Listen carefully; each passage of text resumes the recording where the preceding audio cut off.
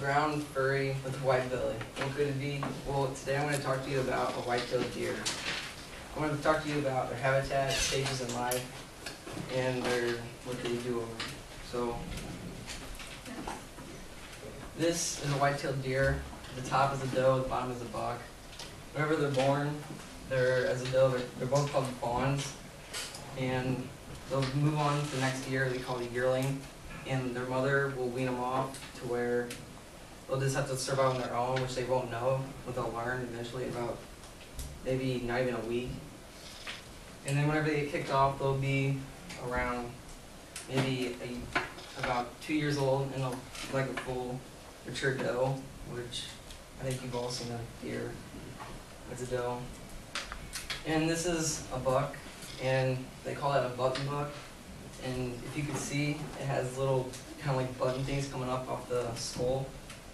And that's why they call it a button buck. And this is probably a 1.5-year-old buck right there, because it's not mature and its body isn't as big as what it normally is.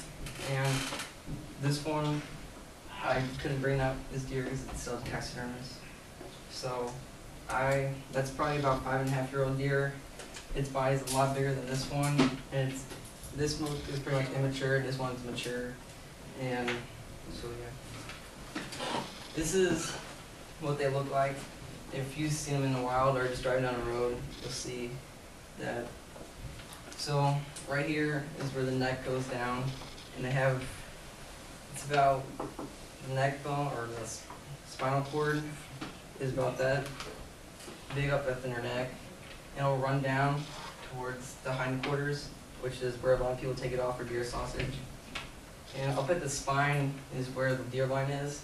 That's where they like to grill that. And this big red dot is usually where you want to shoot it. So it's just a tip. Right below that, I don't know why they want to shoot it, but right below, for some reason, there's the heart. They didn't put the dot at the heart. Ask me why.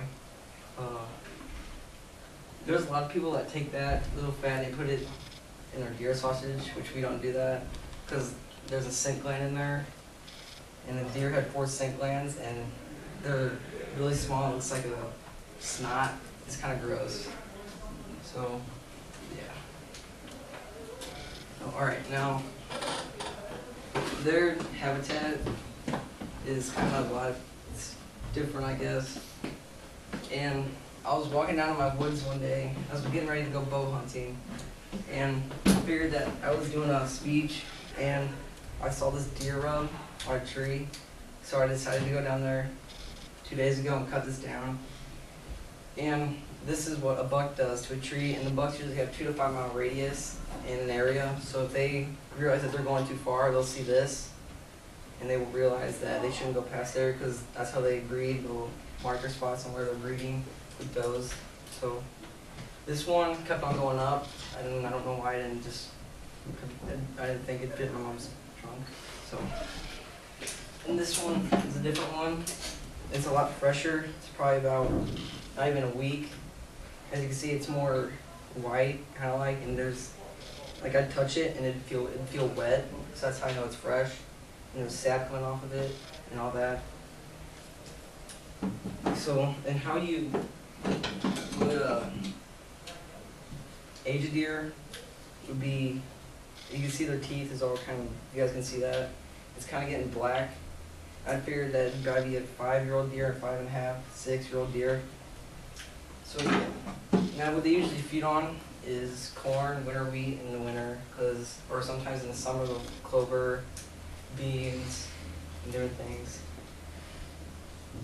Breeding, which just got over with, they call that the rut, and that just got over with probably last weekend, deer season. And this deer was actually, whenever I shot it, it was in the rut, because I can tell by the neck how big it was. And that's how. How much you got? Right. So in conclusion, I just talked to you about white-tailed deer.